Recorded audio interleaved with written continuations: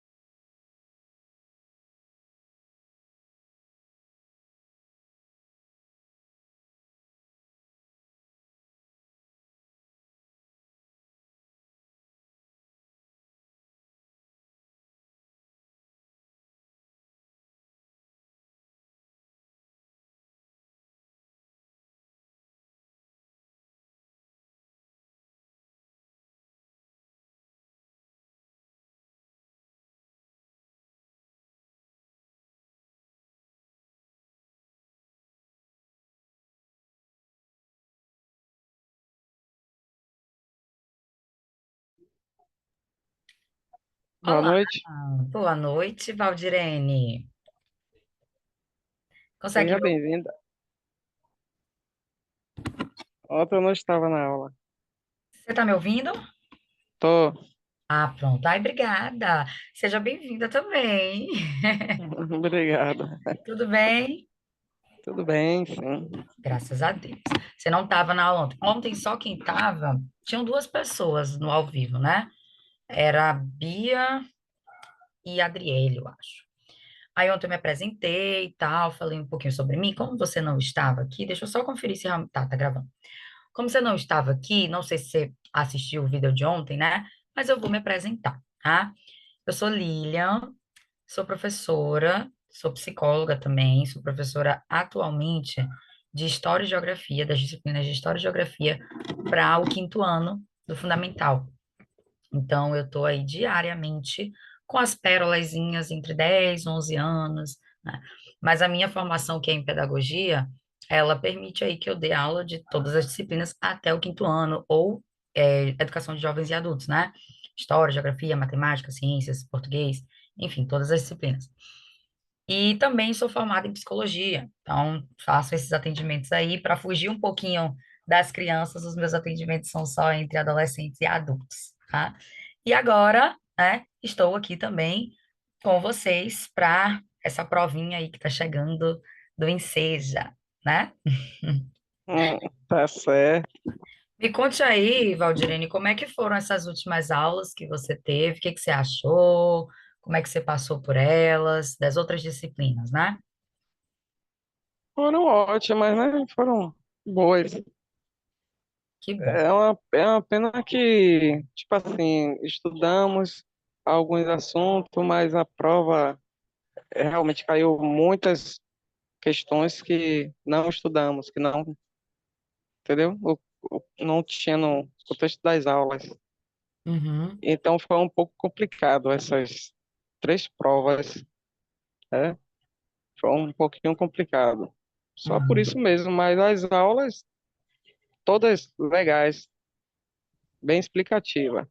No caso, você já fez a prova, né? As de Já linguagens e três, tal. Isso. matemática E e aí hoje natureza. você sentiu que não bateu muito bem, não foi muito bem? Como é que foi? Me conte aí. Não consegui me desenvolver muito. É como eu falei, né? Tipo, estudamos um pouquinho de cada coisa, mas caiu muitos assuntos, muitas questões que não estudamos, entendeu? Uhum. Que não teve na aula. É bem impossível, né? Saber tudo, assim, tal. Que aí é uma adivinhação, né? Essa prova aí. A gente estuda um pouco de tudo para fazer a prova. Então, esse ano eles botaram focando mesmo. Imagino. Na verdade, a gente é uma caixinha de surpresas, né? Eu já vou começar rapidinho. Deixa só a gente terminar de conversar. E é bom que ver se chega, se aparece alguém antes de eu iniciar. Mas assim, na verdade, é uma caixinha de surpresas. A gente não tem, obviamente, como ter a certeza, né, dos conteúdos exatos. Mas a gente tem meio que um espectro ali dos assuntos mais cobrados de acordo com as últimas edições.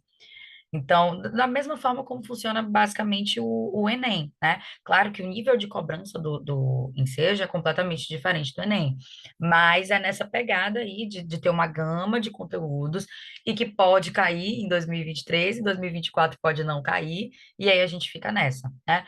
Mas o que que eu percebo com história, geografia, filosofia e sociologia, as ciências humanas, né? O que eu percebi analisando as provas passadas, que na verdade tem sim conteúdos principais ali e que eles estão meio que misturados, sabe? Mesclados ali, todos juntos, e que fazem muito parte do nosso dia a dia, dentro da nossa rotina e tal, da nossa vida de forma geral, pelo menos, né, com as minhas disciplinas de história e geografia. Então, tem muita coisa ali que tem a ver, por exemplo, com o dia a dia, com geopolítica, né? Mas não aquela política, né, partidária, mas a forma como o nosso país funciona, a história do nosso país. Então, é algo, assim, bem característico, né? Eu estava comentando ontem com as meninas que estavam, que eu vou dividir história, geografia, filosofia e sociologia entre essa quarta e essa quinta, né, que a gente tem 2 dias. Então, eu vou priorizar a história e a sociologia dia de quarta e a geografia com a filosofia dia de quinta. Mas isso não significa que eu não possa falar de uma, da outra, na quarta, na quinta, justamente por conta dessa mescla, dessa mistura que vai existir, entendeu? Então, ao mesmo tempo que eu falo É, de geografia, eu falo de história, enfim. E ao final de todas as aulas, aí a gente vai resolver algumas questõezinhas aí, que são das provas passadas, tá? Eu coloquei até no grupo, eu acho que foi a prova de 2020, eu não lembro. Mas eu mandei lá no grupo a prova de 2020. Eu tenho as outras também, eu só não vou mandar tudo de vez. Mas eu vou mandando, vai passando uma semana, outra, eu vou mandando. E eu estava comentando com as meninas que não é para sentar e resolver a prova, né? Porque isso acaba desgastando o tempo, na verdade, né? O tempo de estudar, vou sentar aqui e estudar 5 horas, não significa muita coisa, vamos manter a qualidade disso aí, né? Então, na verdade, é tipo, tô no ônibus, tá engarrafado, né? Tô numa fila do mercado, não sei. Vou abrir aqui esse arquivo, vou ler uma questão, né? Vou ler 2 questões, 3 questões, só por ler mesmo. Vou ver aqui a parte do vocabulário, o que é que eu não compreendo, porque é comum de que esse vocabulário aí ele se repita porque é um padrão que segue, entende? entendi. É basicamente isso. Não sei exatamente qual foi a sensação que você teve com as outras provas, mas acho que é um pouquinho disso com história e geografia. E aí, dona Adriele, boa noite. Cadê você, mulher? Valdirene, você também, porque a Adriele me veio ontem dizendo que estava bagunçada, que não queria nem se apresentar para mim. Você também está bagunçada, mulher? Me diga. Eu tô toda metralhada de cansada. Entendo, compreendo. Tudo bem, faz parte. Bom, vou começar aqui, tá, meu povo? Deixa eu compartilhar aqui a nossa tela. Eu mandei mensagem no grupo. É daqui mesmo de Salvador? Eu moro em Lauro de Freitas, mas sou de Salvador. Ah, beleza. Eu tô pertinho aí de todo mundo, né?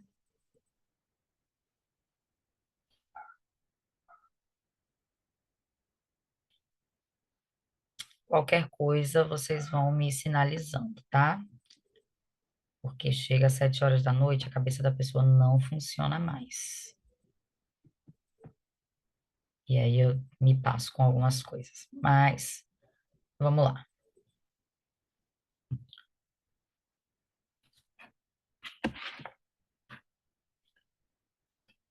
Gente, enquanto o slide vai abrindo, né? Vai resolvendo pensar aqui no meu computador, eu vou apresentando um pouquinho o que que a gente vai falar hoje, tá? É, sendo o tema, trazendo um pouco a geografia, passou sozinho, trazendo um pouco a geografia, né, a gente vai falar um pouquinho sobre o conceito de paisagem, o que que é paisagem, as mudanças que ocorrem na paisagem, quem são os responsáveis por essas mudanças, quais são as consequências dessas mudanças, por que que elas acontecem, que algumas mudanças são necessárias, né, de acontecer, por que que elas acontecem, enfim, vai entrar um pouquinho nisso aí da geografia, vou envolver um pouquinho de filosofia também. Deixa eu só fazer um teste aqui com esse negocinho de riscar, essa canetinha que me emprestaram. Não, eu tenho que passar o dedo, tá? Entendi. Deixei meu slide riscado aí, mas é isto, tá? Deixa eu ver se eu consigo apagar. Apaguei, pronto. Vamos lá. Gente, cada cidade tem a sua própria paisagem, tem o seu próprio estilo, tem a sua própria cara. E isso a gente percebe muito quando a gente viaja, né? Não precisa nem ser para um lugar tão distante, mas até para outra, uma cidadezinha aqui do lado, né? Um interiorzinho aqui do lado. Vocês são de Salvador, Salvador mesmo, né? Região metropolitana ou de algum interior, moram em Salvador? Eu moro em Simões Filho. Simões Fica Filho. próximo. Tá. E você, dona Adriele, de onde que você é? Você mora onde? Simões Filho também. Tá. É um estilo de cidade, né, semelhante ao funcionamento de Salvador, porque é uma área urbana e tal. Só muda o tamanho, né? Que é um pouquinho menor, mas está aqui do ladinho da gente. Então a gente percebe já algumas diferenças quando a gente sai de Simões Filho, vai para Camaçari, vai para Dias Dávila, vem para Salvador, Lauro de Freitas, né? Piorou quando a gente vai para algum interior aqui do nosso estado. A gente percebe uma diferença maior ainda na paisagem, às vezes na vegetação, né, na quantidade de árvores que tem, enfim. O fato é que essas paisagens vão mudando principalmente por causa da gente. Somos nós, seres humanos, os responsáveis por mudar as paisagens de acordo com as nossas necessidades. Então, a gente vai sentindo ali a necessidade de construir uma pracinha, constrói uma pracinha ali naquele lugar, né? Ah, constrói um prédio, constrói um shopping, constrói isso, constrói aquilo. E aí, a gente sai de um espaço que antes era tudo mato, né? Para uma cidade que é caos, que é movimento, que é engarrafamento, que é barulho, né? A bagunça. Ou essas mudanças elas também podem acontecer pela própria natureza. O ser humano ele não recebe esse bônus aí, esse título, esse prêmio de mudança na paisagem sozinho, não. A própria natureza, ela também tem um dedinho aí dentro dessas modificações, como as catástrofes, né, as tempestades, os fenômenos mesmo da natureza, um vento forte, às vezes a gente vê que está chovendo, venta muito, já cai uma árvore, já derruba uma casa, né, já faz modificações na paisagem. Então a própria natureza pode, e até falando de coisas que graças a Deus não chegam até a gente, não fazem parte da nossa região, mas fenômenos tipo terremotos, né, furacões, podem modificar em muito aquela paisagem de um determinado lugar. Então, não só o ser humano é responsável, mas também a paisagem. É claro que o ser humano, como a gente estava até conversando ontem, que o ser humano ele vai além, né? Pela ganância, pela tentativa aí de ganhar mais dinheiro em cima de alguma coisa, vai só modificando, modificando. Esse exemplo aqui, né, para a gente perceber como é que as paisagens elas se modificam, é se a gente parar para pensar uma imagem da cidade do Rio de Janeiro, né? Mas se a gente parar para pensar e comparar Salvador, por exemplo, ou a própria Simões Filho, né? A gente está no ano de 2024. Vamos pensar há 100 anos atrás. Será que Simões Filho era exatamente como é nos dias de hoje? Será que mudou alguma coisa? Será que está tudo igual? Como é que será? O que que vocês acham? Mudou muito. Com certeza muda bastante. Valdirene, você mora aí há quanto tempo? Mais de 20 anos. E dentro desses 20 anos aí, permaneceu tudo igual ou mudou muita coisa? Mudou muita coisa, né? Então, eu não preciso nem ir para 100 anos, vou para 20, vou reduzir. Dentro de 20 anos. Posso falar de semanas, de meses, com certeza. Principalmente agora nesse período eleitoral, né? Vem um aqui constrói alguma coisa, vem outro ali modifica alguma coisa, né? Então, as paisagens. É, aqui mudou muita coisa, porém tinha como melhorar, no caso, né? Mas Uhum. os prefeitos daqui não gostam de fazer nada, não. Uhum. Exato, ó, tem mudanças, nem todas as mudanças vão ser positivas, né? Vão ser coisas boas. Vão ter mudanças aí que são prejudiciais, que são ruins, mas tem algo também, pode ter algo de bom, né? Se a gente reparar aqui, essa imagem é um desenho, né? Esse desenho retrata uma evolução mesmo de uma paisagem que era literalmente tudo mato. Era uma paisagem que estava ali 100% do jeitinho que Deus entregou para a gente, que Papai do Céu entregou para a gente, sem nenhuma adaptação do ser humano. Mas aí já chegou, já passou um tempinho, né? E a gente tem aqui uma construção de uma linha do trem e, consequentemente, o trem vai passando, né? E aí a gente já tem aqui uma abertura para uma estrada. Eu não sei se vocês conseguem ver o cursor do meu mouse, mas a Dá ter... para ver. Dá para ver? Pronto. Então, a terceira imagem aqui, a gente já tem a abertura de uma estrada, já tem meios de transporte, carroça, a construção de uma casinha, postes de iluminação e, consequentemente, a quantidade de área verde vai diminuindo. Descendo para cá, só ladeira abaixo, né? A estrada já está ampliada, a casa já está aumentando sua estrutura, já tem estrada para o lado de cá, já tem outra construção aqui para o lado de cá, e a tendência é ir piorando. Aí já chega uma pessoa e fala, pô, precisamos de um comércio, né? Precisamos construir tal coisa. Já tem mais faixas de sinalização, né? Já começam a aumentar as coisas, e até asfalto já trouxe, pronto. Já mudou completamente aqui o trânsito completo, né? Com moto, com carro, com movimento, com gente, já mudou completamente. Olha do que a gente saiu, né? Para onde a gente se encontra. E é Só a basicamente poluição, né? fora a poluição também, né? Se a gente prestar atenção. E é isso com que a gente se depara, né? Essa imagem aqui também é a mesma coisa, sai de uma estrada, uma imagem real mesmo, né? Não é nem um desenho, mas sai de uma paisagem que a estrada era até de barro, né? E aqui a gente já tem a passagem de asfalto, já colocou uma pavimentação, uma estrutura um pouquinho maior. Claro que aqui a gente percebe que não é uma cidade grande, né? Parece ser um meio rural e tal, mas diferentinho, já teve, já passou por algumas modificações. A gente vai falar um pouquinho sobre essa tal dessa paisagem, mas de fato, o que que é paisagem? Paisagem, gente, é todo espaço geográfico, qualquer lugar que a gente consegue se localizar, que a gente consegue estar, presenciar o lugar e consegue perceber ele através dos nossos sentidos, né? Da nossa audição, do nosso paladar, do nosso olfato, do nosso tato, da nossa visão. Então, se a gente estiver falando, por exemplo, de um banheiro, o banheiro é uma paisagem, tá? A gente consegue sentir aquele ambiente, aquele espaço geográfico através dos nossos sentidos. Se me jogar na paralela, é uma paisagem, e eu consigo sentir aquela paisagem, né, de diferentes formas. Eu vou ouvir sons, né, de carro passando, de moto passando, de buzina, de pessoas na rua do metrô em Salvador chegando. Eu vou sentir cheiro de gasolina de algum posto, cheiro de esgoto, enfim.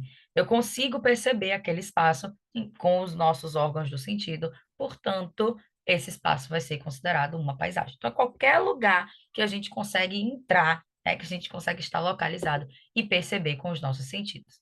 Só que essas paisagens, elas vão ser divididas. A gente vai dividir essas paisagens entre paisagem natural e paisagem humanizada. Uma paisagem natural, como o próprio nome já traz, é aquela paisagem, né, que a natureza entrega para a gente. Como essa paisagem é belíssima, que está aí bem nessa imagenzinha aí no meio, né? Uma paisagem como essa, gente, não tem modificações, né, do ser humano. Essa aqui, na verdade, até tem uma modificaçãozinha, acho que tem uma pontezinha aqui, né, tem uma modificaçãozinha. Mas se não tivesse essa ponte, né, essa paisagem já seria considerada 100% natural, porque não houve ali a intervenção do ser humano. Não chegou ninguém para construir nada, né, para fazer algo de acordo com o seu gosto, sua forma, para destruir, enfim, ou para construir ou para destruir. Quando chega o ser humano, ou para construir ou para destruir, que seja, né? Essa paisagem, ela já vai ser chamada de paisagem humanizada. Então, o termo, o nome, né, já não dificulta, muito pelo contrário, facilita. Natural, que a própria natureza entrega para a gente. Humanizada, que tem aí o dedinho, a ação do ser humano. Já essa paisagem humanizada, que tem o dedinho do ser humano, como essa imagem que a gente pode ver aí ó, no meio, né? É uma paisagem rural, é um espaço rural, é um campo, né? Mas tem uma construção. Se tem uma construção, tem um poste ali, né? De energia, provavelmente, enfim, passando uma fiação. Se tem construção, teve dedinho do ser humano. Então já passa a ser uma paisagem humanizada. Se essa casa não tivesse aí, se esse poste não tivesse aí, só fosse esse mato, aí talvez seria uma paisagem realmente natural, se não tivesse a intervenção do ser humano. Mas essa paisagem humanizada, ela vai ser dividida em dois tipos. Pode ser uma paisagem humanizada rural ou uma paisagem humanizada urbana. A paisagem rural, né, é o que a gente conhece como campo, roça, interior, fazenda, sabe? É aquela área menorzinha, que não tem gente, que não tem tantas construções, que não tem tantos espaços de lazer, um espaço menorzinho, enfim, que às vezes até a tranquilidade, o ar nesse espaço dizem que é mais puro. Aí tem gente que viaja e fala, vou para Chapada Diamantina respirar um ar puro, justamente porque não tem essa loucura, essa movimentação como a gente tem em uma paisagem urbana. A paisagem urbana é que vai ser aí a cidade grande, né? A Salvador, por exemplo, é considerada uma paisagem urbana. Então, a gente vai perceber aí uma quantidade de prédios, de construções de forma geral, de casas, de shopping, o comércio, uma movimentação maior em pessoas, o tráfego, o trânsito mais intenso. E é isso que vai definir aí uma paisagem urbana. Então, só para fechar, as paisagens rurais vão conter aí mais elementos do campo, da zona rural, como a maior presença de áreas verdes, o uso da agricultura ou da pecuária. Agricultura é plantação e pecuária é criação de animais, certo? Então, uma imagem como essa aí tem a modificação do ser humano, não é uma paisagem natural, né? É uma paisagem humanizada, porque o homem já modificou muita coisa aí. Inclusive essa própria área verde, né? E aí ó, algumas pessoas até me perguntam, ah, Lilian, mas a natureza, né? As plantas, foi Deus que deu pra gente, que trouxe. Ok, verdade. Mas isso aí está representando até essa área aqui do fundo, é uma plantação. Quem plantou, quem praticou a agricultura foi alguém, foi o ser humano. Portanto, teve intervenção. Então já passa a ser uma paisagem humanizada e não mais natural. Mas, como a gente sabe que tem aí o trabalho maior da agricultura, da pecuária, né, uma grande área verde, vai ser uma paisagem considerada como rural. Já quando a gente tem, tipo, esse desenho aí do fundo, né, mais prédios, enfim, mais gente, é considerado uma paisagem urbana.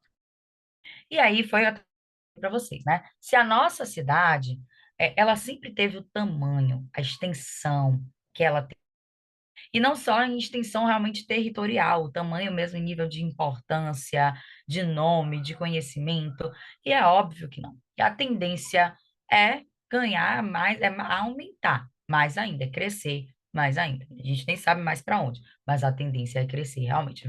Vão encontrar espaços. Nem que seja dentro de uma cidade, né? Tirando a área verde para construir coisa até onde der, mas vai ser desse jeito. E aí a gente tem o exemplo clássico aqui de Salvador, demonstrando aí o farol da Barra.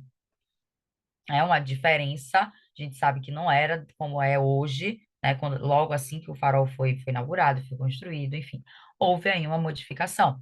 O próprio elevador Lacerda também já passou por várias modificações até chegar como está nos dias de hoje. Tudo isso porque o próprio ser humano vai lá modificando.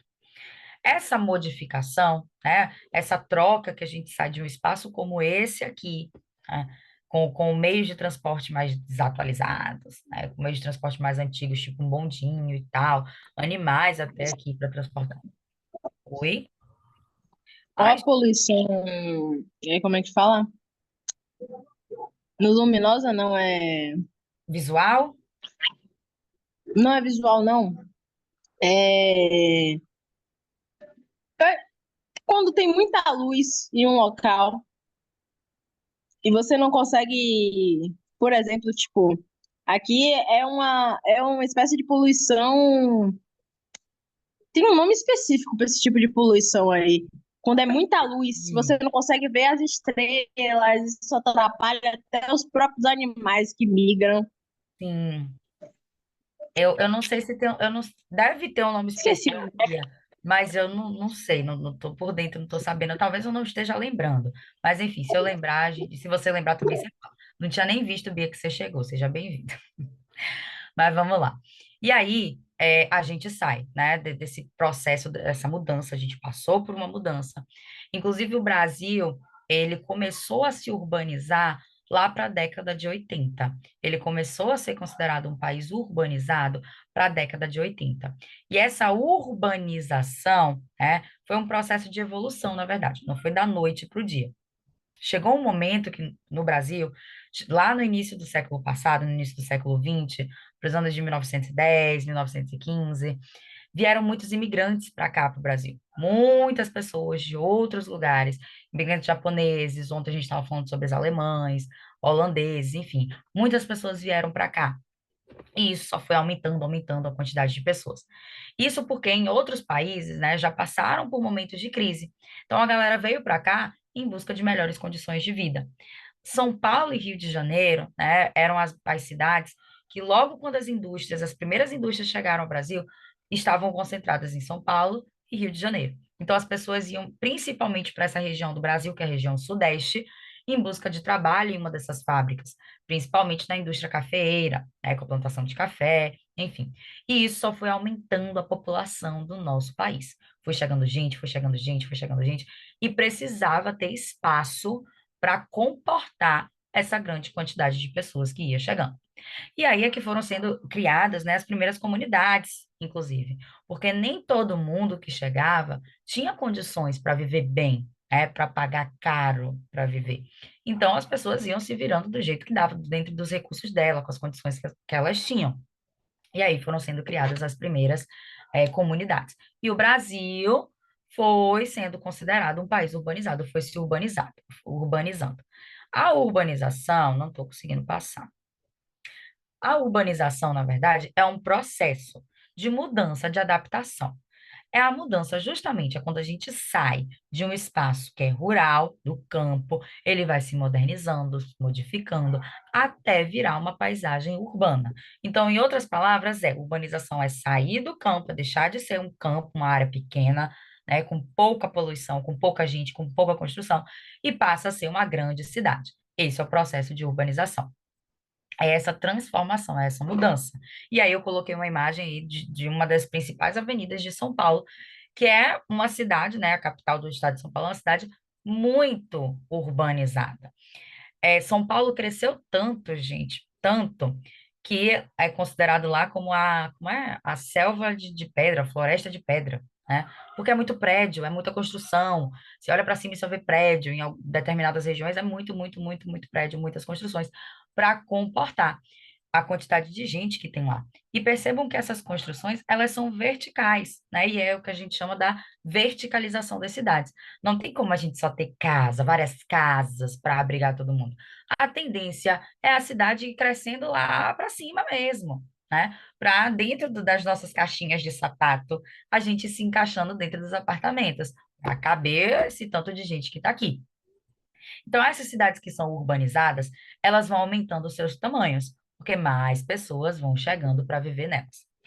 Como a gente estava falando, quando as indústrias chegaram até aqui, né, possibilitou que esse processo de urbanização ele se acelerasse, porque chegaram as indústrias, muitas pessoas vieram para cá, para o Brasil, não só imigrantes queriam trabalhar nas indústrias, como também pessoas do campo saíam do campo para poder ir para a cidade, para São Paulo, para o Rio, lá naquela época, no século passado. Hoje em dia, isso no Brasil já está mais em todas as capitais, né? Claro que a gente tem as que se destacam ainda, São Paulo, Rio, mas Salvador é uma capital muito grande, Recife, BH, Brasília, que é a própria capital do nosso país, enfim, né? Então a gente já tem essa distribuição aí de pessoas. Mas antigamente, a gente sabe quantos aí a gente não conhece, pode nem ser da nossa família, mas um conhecido, que há alguns anos atrás, fulaninho foi para São Paulo trabalhar, né? Para tentar um negócio melhor, para estudar, para buscar melhores condições. Hoje, a gente já tem aqui tantas oportunidades de emprego, né? A gente já tem. Meu amigo, ele foi trabalhar em São Paulo ano passado, por um ano. Foi lá para São Paulo, fui daqui lá para São Paulo para trabalhar por um ano. Uhum. Trabalhou por um ano lá. A gente Voltou ainda só esse ano. tem. A gente ainda tem, claro, muitos exemplos atualmente, mas o que a gente pode perceber é que não fica concentrada ali apenas em uma única região, né, que é São Paulo. Tem muita gente que vai para todas as regiões do Brasil.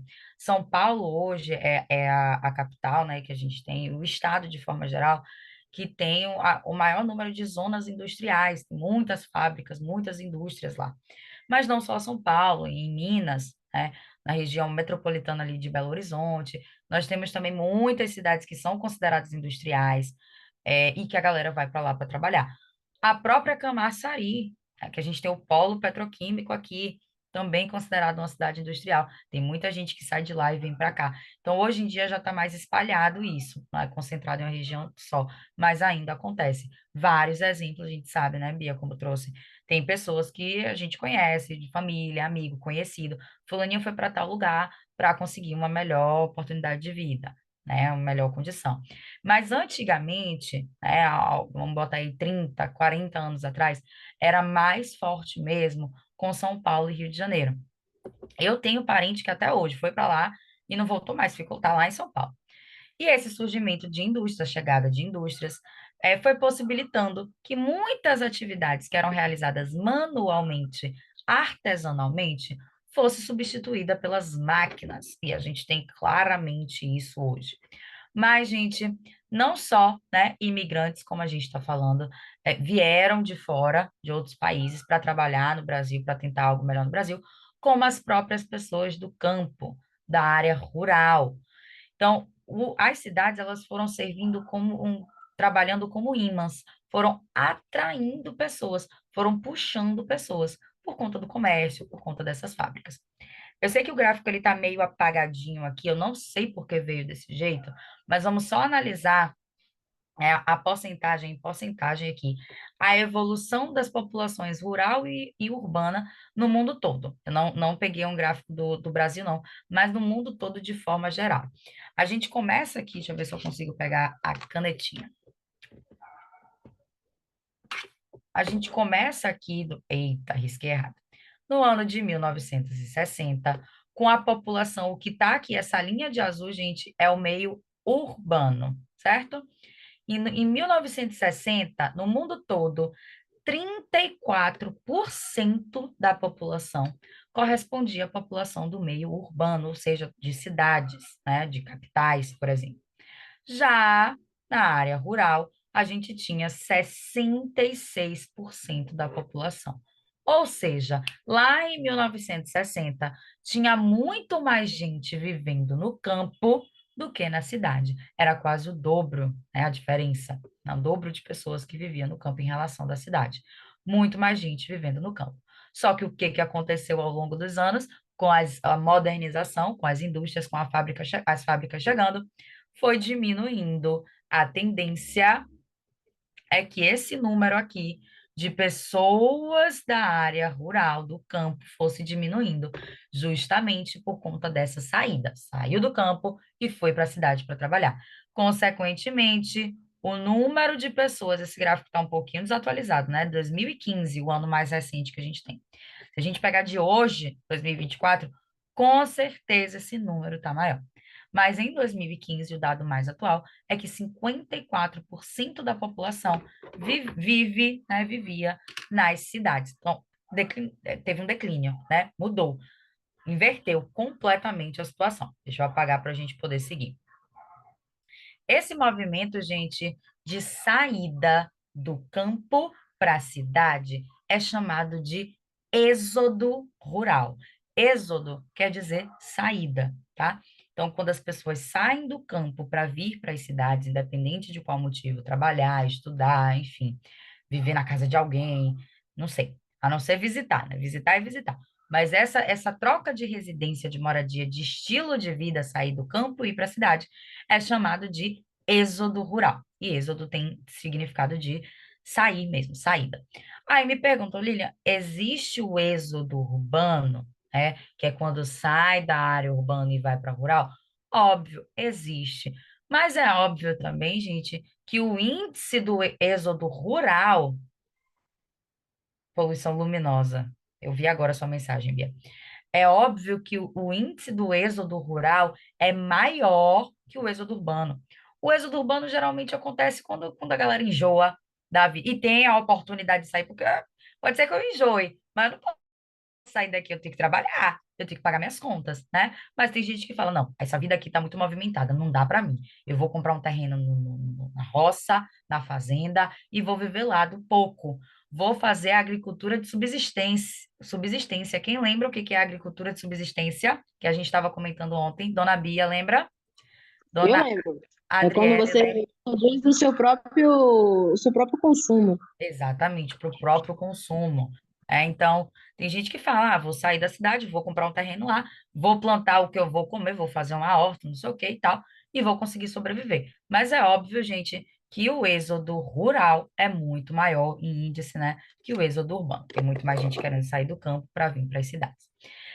Esse êxodo rural que foi aumentando as cidades, aumentou também um negocinho chamado desigualdade social.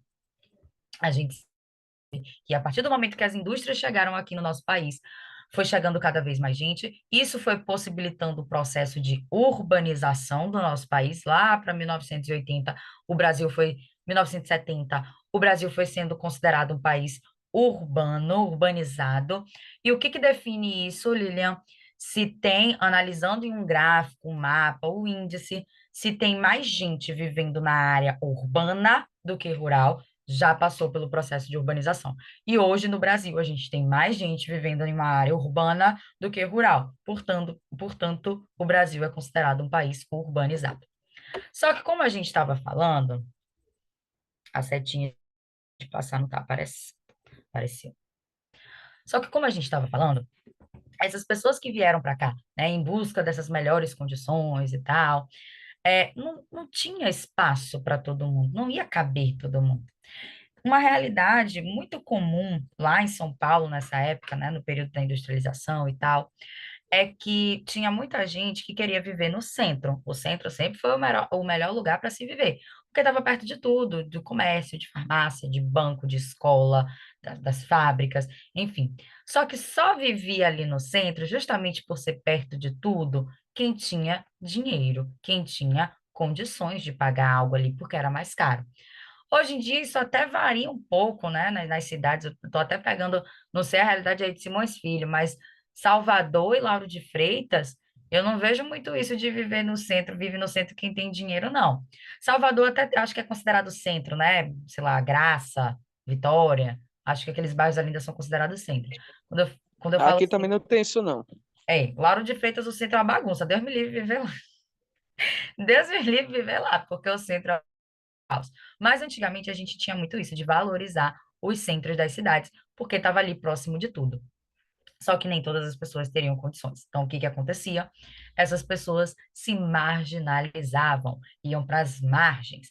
Eu sei que hoje, quando a gente fala de marginal, é num sentido pejorativo, mas não tem nada a ver. Foi a gente que modificou aí essa palavrinha. Quando a gente fala de margem, gente, marginal, tem a ver com margem, tá? As pessoas que estão marginalizadas é porque foram ali para a borda, para a área distante do centro. O centro é o meio. O que está afastado do centro, né, é a margem, tá?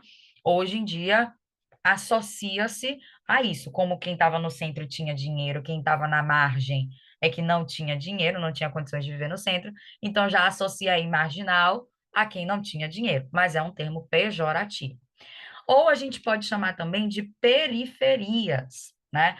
Hoje em dia, o termo favela, vou estar sempre trazendo isso, eu vou ser a chata dos termos, não é, como é que fala? Aquele povo que quer problematizar tudo, tipo aquela maluca do Big Brother, Lumena, né, que queria militar em cima, não é militando, pelo amor de Deus, mas é trazendo alguns termos que já não cabem mais dentro da nossa sociedade, porque carregam muito preconceito. Tipo, ontem eu estava explicando para as meninas sobre índio, né? Sobre escravo. Vamos trocar esse índio por indígena, vamos trocar escravo por escravizado. Deixa esses termos no passado. Enfim. E aí a periferia também, a gente pode utilizar o termo, porque periférico é tudo que está ao redor. Então, se eu falar assim, eu estou aqui, né, olhando para o computador agora, mas eu consigo ver aqui na janela que está do meu lado esquerdo do meu quarto, se o vento bater e a janela se movimentar, a cortina se movimentar, eu consigo ver por conta da minha visão periférica, que está aqui na minha lateral. Então, pessoas que não viviam no centro se marginalizavam e iam viver nas periferias, porque era mais barato. Um aluguel ali seria mais barato. Tinham até pessoas que iam para o centro, que ficavam no centro, mas para viver em péssimas condições, como em cortiços. Provavelmente vocês sabem o que que é um cortiço, né? Hoje em dia a gente não vê mais tanto, mas os cortiços é como se fossem casarões, né, compartilhados ali, tem vários quartos, e viviam famílias ali dentro de um mesmo quarto, e os espaços comuns mesmo, tipo cozinha, banheiro, área de serviço e tal, era tudo compartilhado. A galera ali, a comunidade dentro daquele cortiço. Era a opção mais barata que tinha para se viver no centro. Eu não Porém, sabia o que era feitiço, não. não sabia não, Bia? Não. É Eu porque já hoje ouvi muito. É tipo uma pousada? é como se fosse uma pousada, só que é como se fosse o estilo de uma pousada, mas a pousada a gente sabe que a gente vai para curtir, aproveitar, quando a gente viaja e tal. Mas é na mesma pegada assim de estrutura, vários quartos, né? E com espaços em comum. Então não era quarto e sala, cozinha, banheiro, não tinha, era um quarto com a cama ali e que uma família iria se virar. Até porque se a família de 4, de 5 pessoas ia se virar ali dentro. Até porque era pago, né? Precisava pagar um aluguel de um cortiço. Era mais acessível, mas ainda assim era pago. Então, cozinha e tal não ia ter, era só compartilhado. Todo mundo ia usar a mesma cozinha, o mesmo banheiro, o mesmo tudo, tá? Então, a gente imagina que não eram condições tão boas assim. E aí, com isso, Tipo uma né? pensão, né? Isso, acho Aquelas que tá mais próximo pensãozinhas, bem de pequenininha. pensão. Pronto, acho que está mais próximo de pensão. E aí é que a gente vem com essa marginalização, com a galera indo para as periferias, as diferenças sociais que a gente tem na paisagem. Voltei para a paisagem, que é o que a gente já estava falando. E aqui, claramente, nessa imagem, a gente consegue perceber a desigualdade social, né? A galerinha ali, tudo bonitinha, ó, no seu barzinho, no seu restaurante, bem vestido, comendo o que eles querem, pede o cardápio, escolhe, né? Tá ali de camisa, de bermuda, os homens.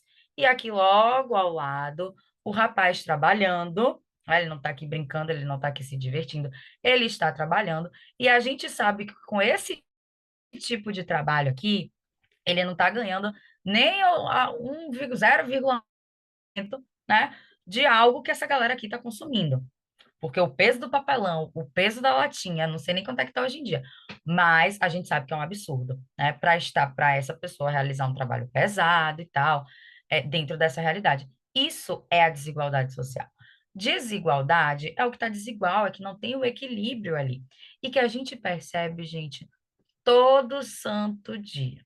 Independente se é de Salvador, se é de Lauro de Freitas, se é de Simões Filho, se é da Finlândia, se é dos Estados Unidos, se é de qualquer outro país aí, todo buraco do mundo todo vai ter a desigualdade social.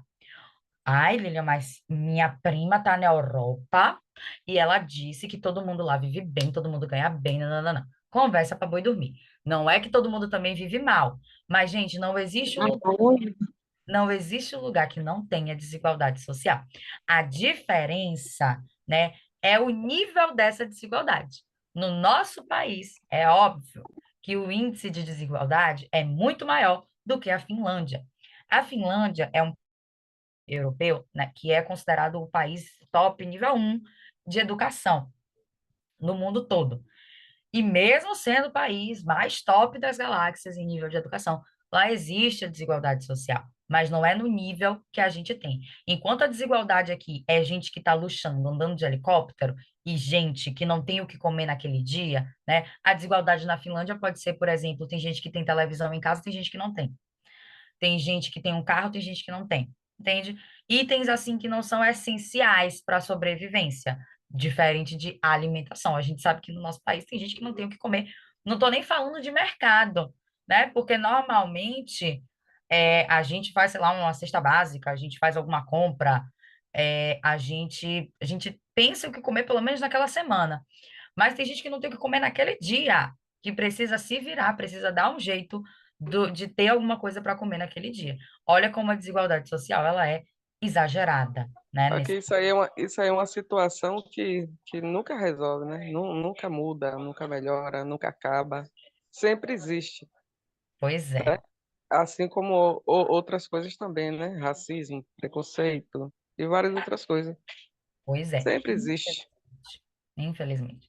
E é muito comum também, Valdirene, as pessoas falarem, né, assim, sei lá, as pessoas mais velhas, assim, mais de, sei lá, 70 anos, 60 anos para cima, falarem, ai, porque na minha época era diferente.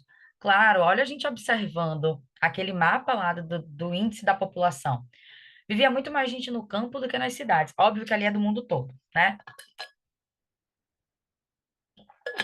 Tá complicado aqui com uma pessoa que tá dando aula desde 7 horas da manhã. A voz já tá indo embora. Mas hoje é meu último dia de trabalho, graças a Deus. Enfim, se a gente pensar na realidade do Brasil, muito provavelmente esse gráfico também, o gráfico que a gente viu da população rural e urbana, ia ser diferente, né? A população rural ia ser muito maior lá em 1960, 1950, muito mais gente vivendo no campo. Com a galera chegando na cidade, com as fábricas chegando, a urbanização foi acontecendo. Com quanto mais urbanização, maior desigualdade social. Então, a tendência é piorar. Por isso que a gente tem a realidade de pessoas que falam, na minha época não era assim, era melhor, não sei o quê, nananã e tal, justamente por conta do processo da urbanização. Então, em diversas cidades do Brasil e do mundo todo, vão existir essas diferenças. O problema é o nível, né? E a gente sabe que o Brasil, infelizmente, é um dos países mais desiguais do mundo. E analisando as paisagens, né, não estou nem falando de números, de dados, de gráfico, só saindo na rua, atravessando a rua, olhando na janela aqui da minha casa, eu consigo perceber as diferenças que existem. De estilo de vida, de acessibilidade, de acesso a algumas coisas. E acessibilidade é no sentido de inclusão, tá? Se eu falar, por exemplo, sei lá, de rampa de acessibilidade, rampa para cadeirante, de piso tátil, aquele piso que é marcadinho, sabe, para as pessoas que têm deficiência visual, enfim, acessibilidade e acesso, duas coisas diferentes. O acesso, né, a recursos que funcionam, o saneamento básico. Esse termo aí que a gente escuta desde sei lá quando na escola, saneamento básico, saneamento básico. Gente, saneamento básico, na verdade, é um conjunto de atividades, tá? Básicas. É um conjunto de coisas envolvendo higiene, limpeza e saúde. Então, o caminhão de lixo, por exemplo, que passa recolhendo lixo, está dentro do sistema de saneamento básico. O tratamento de esgoto está dentro do sistema de saneamento básico. A água potável que chega na nossa casa está dentro, faz parte do sistema de saneamento básico. Então, quando a gente fala que tem gente que não tem saneamento básico, é porque não tem limpeza, não tem coleta de esgoto, não recebe água potável, e aí essa pessoa não tem acesso ao saneamento básico. Nessa imagem aqui, que inclusive é de Salvador, e aí até traz o termo aqui, ó, como a gente vê, comunidade em um bairro periférico, que está ali nas margens, que está ao redor do centro, que está distante da cidade de Salvador, do estado da Bahia. Inclusive, gente, o que que é comum, né? O que é periférico, que está ali, né, a comunidade, a que a gente conhece como favela, né? É, não é visto, não é observado, principalmente pelas entidades públicas, políticas. Não estou nem falando só do coleguinha ali do lado que mora em um apartamento de luxo, não. Estou falando também, né? Mas eu estou falando das entidades políticas. Se eu moro em Lauro de Freitas e Vilas do Atlântico é considerado um bairro nobre, né? E Vilas do Atlântico tá cheio de buraco, terrível. Mas se Vilas do Atlântico tá assim, que é um bairro nobre, que só tem rico morando lá, imagine Tinga, imagina Vida Nova, imagina Portão, não é? Então, se tá ruim num bairro nobre, imagina no bairro periférico, porque as entidades públicas não estão nem aí, não estão prestando atenção. É como se as pessoas estivessem ali, mas o óculos deles não permite visualizar, não permite enxergar. Esses problemas, gente, da desigualdade social, e olha que essa imagem que está no fundo desse quadradinho que tem as informações, a gente já consegue ver essa desigualdade, olha como é desigual, né? Uma comunidade aqui. Essa imagem, gente, eu simplesmente joguei no Google. Joguei no Google, botei lá segregação, vou chegar nesse termo daqui a pouco, segregação, desigualdade social, e apareceu isso aí. Mas eu poderia mostrar isso para qualquer pessoa, eu poderia mostrar para vocês e falar, ó, gente, é Mas Salvador. aí é normal se a gente pegar um ônibus aqui, olhar Pois pela é, janela, a gente vê pois isso é. direto. Eu posso falar, ó, gente, é Salvador. E ninguém vai duvidar, porque a gente tem uma realidade exatamente como essa aí. Esses problemas da desigualdade social, eles acontecem principalmente, primeiro, pela forma como as cidades crescem, que é o que a gente está falando, que as cidades vão crescendo, crescendo, crescendo, de uma maneira desordenada. Vai crescendo tanto que não vai cabendo todo mundo ali dentro daquela cidade. É, também pela diferença de oportunidades. Então, a gente sabe que nem todo mundo tem acesso às mesmas coisas, tem as mesmas oportunidades. A meritocracia, né? Não é bem assim do jeito que as pessoas falam que funcionam. E a falta de investimento público, como a gente estava falando, de empenho do governo, das entidades políticas da gente, né?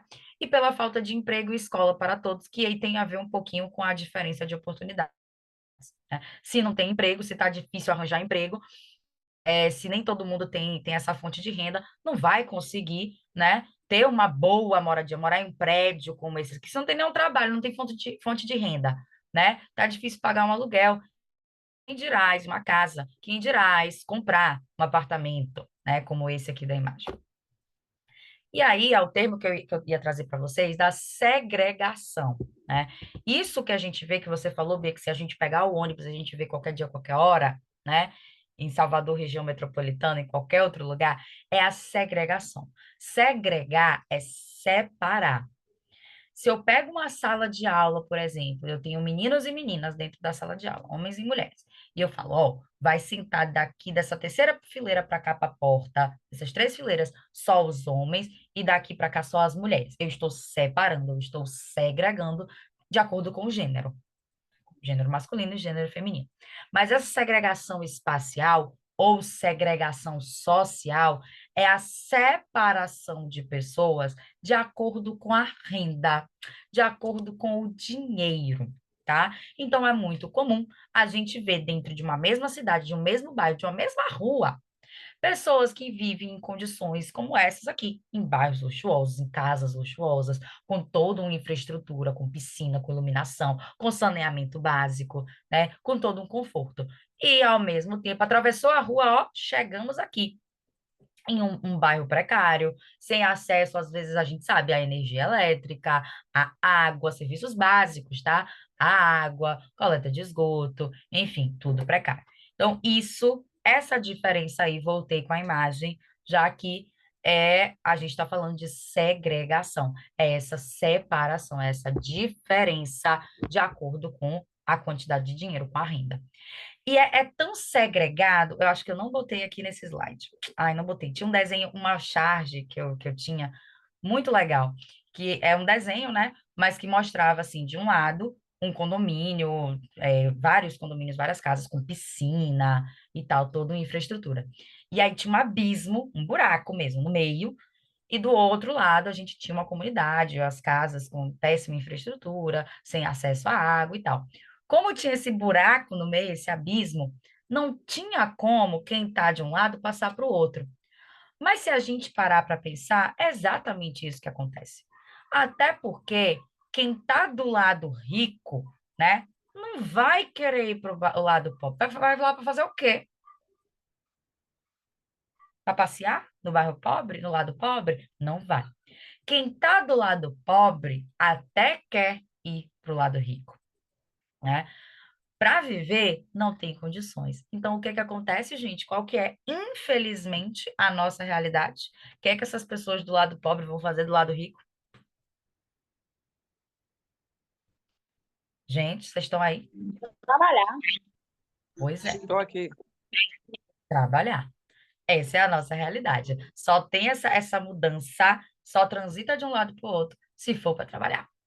Olha que Ou se maluquice. você tiver um parente rico, um amigo, Pois é, melhores condições, né? que você tem Mas, um amigo rico, é uma humilhação que só. Você, tipo, você vai visitar ele e você fica, meu Deus, ele vai te contando os negócios, você fala, ele vai contando os problemas dele, e você fala, rapaz, pois que é. problemão, hein, cara. Quanto problema você tem, né, meu amigo? Mas é isso. Inclusive, gente, o morar, no caso, sair, quer sair, quer de uma área de menos condições financeiras, né? Uma baixa infraestrutura de uma comunidade quer sair, todo mundo quer, óbvio. Só que o preço de um aluguel, de uma compra, em um bairro Eu não médio. saio de casa. Oi? Eu não, eu sou o tipo de pessoa que eu não saio de casa. Eu trabalho para viver, tá ligado? Em Sim, geral, meus amigos olham pra minha cara assim, por que que você não sai? Seu filho vai pra casa do pai, fica com o pai final de semana, por que que você não sai? Eu fico assim, você já viu? Pra sair de casa, quanto custa? pois é. Qualquer saidinha, Você vai inclusive. ali, dali pra cá é 50 conto. E olha lá, gata. E olha lá. Mas Não, vamos. isso eu tô falando só o meio de transporte. Ah, tá. Pois é, porque se for para sentar para comer, Porque minha se filha, você. pode ir mais Eu 50. fui no E shopping olha no lá. dia do meu aniversário, eu Se gastei for para comer um 200 conto. 280.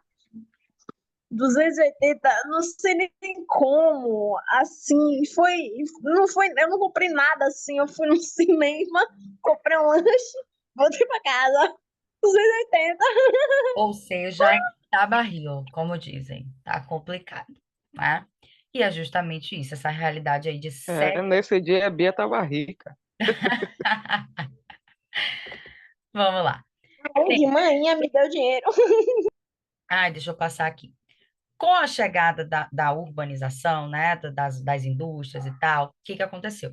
Chegaram muitas máquinas e tecnologias. Então, de certo modo, a gente estava falando de desigualdade e tal, foi ruim pelo aumento da desigualdade, porque foi chegando muita gente, as cidades foram crescendo de maneira desordenada, não foi cabendo todo mundo, foi gente se marginalizando, indo para as periferias, enfim.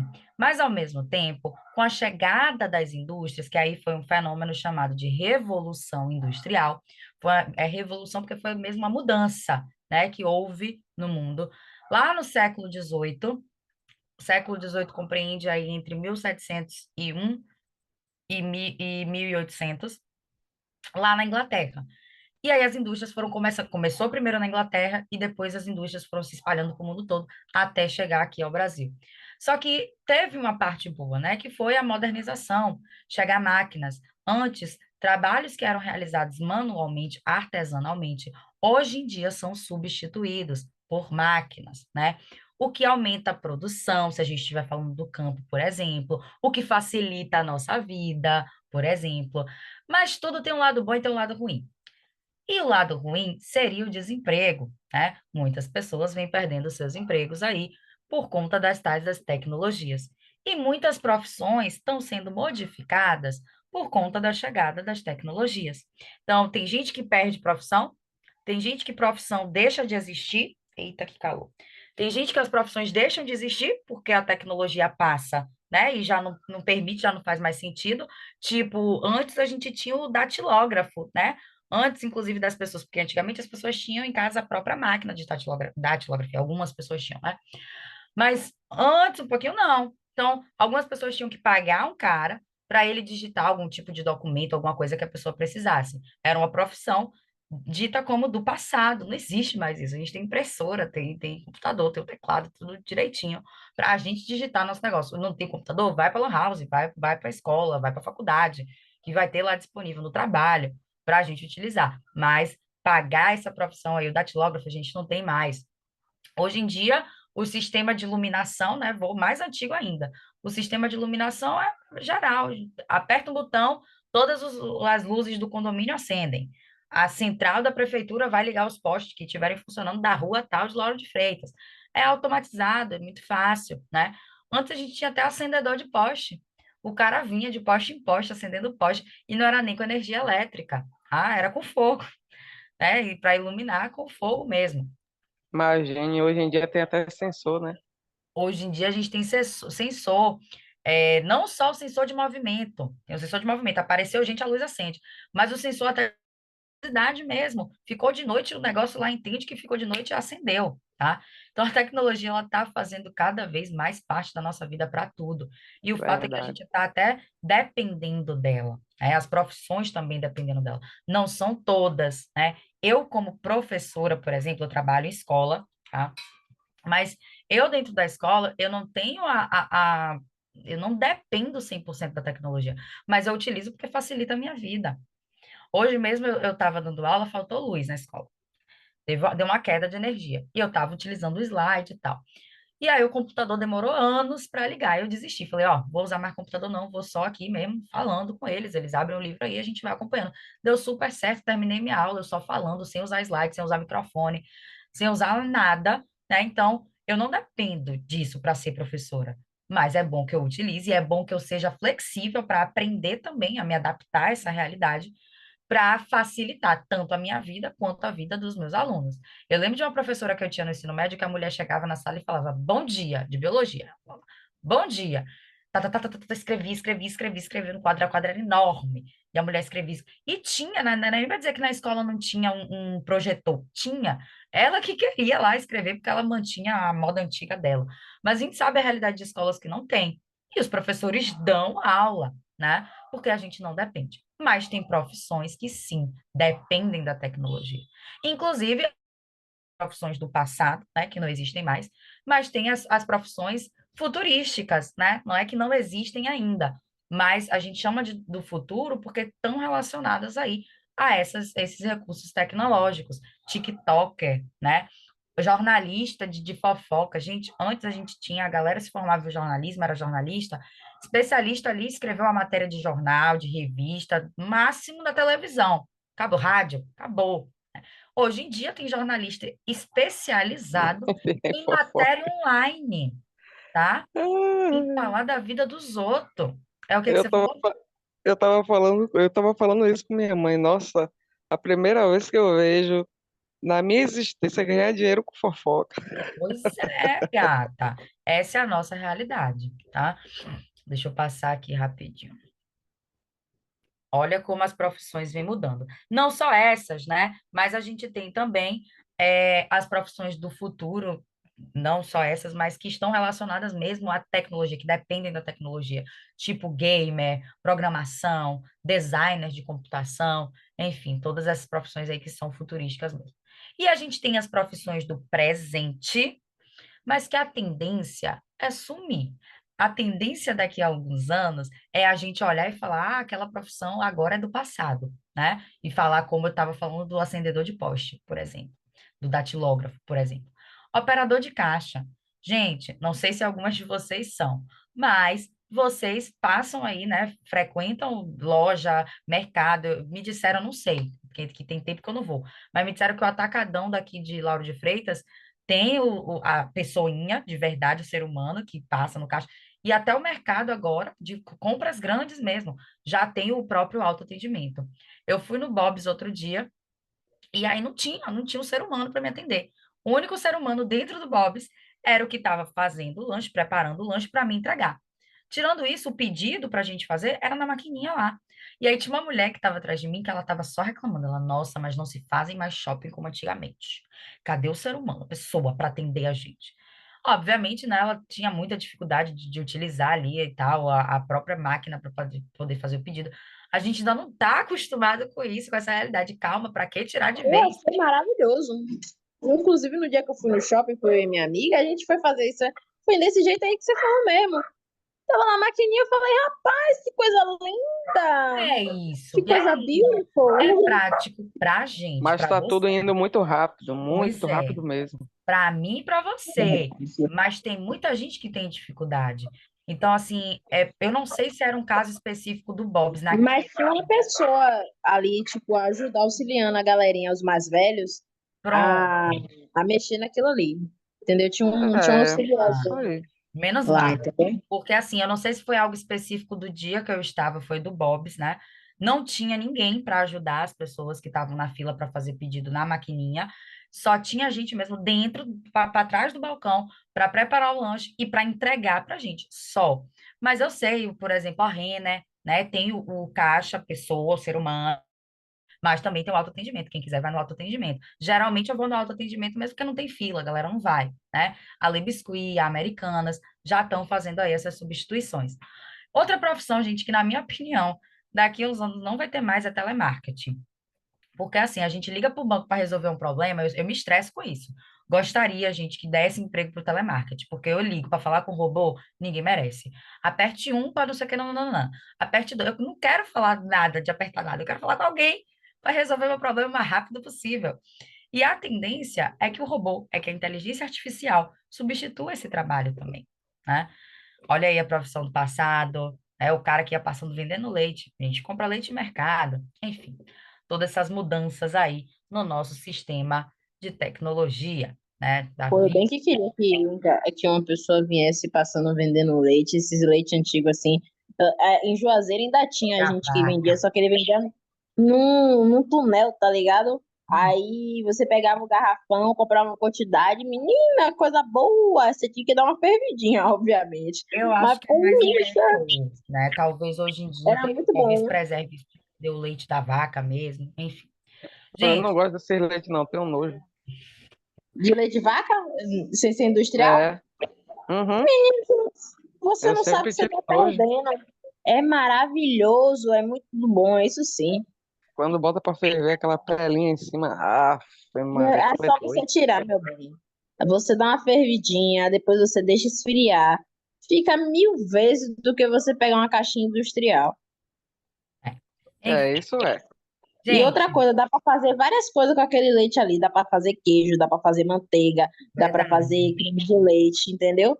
Com esse leite de caixinha, você não consegue fazer essas coisas. Tem algumas coisas que ainda dá para fazer com leite de caixinha, mas não a mesma coisa que dá para fazer com leite mesmo.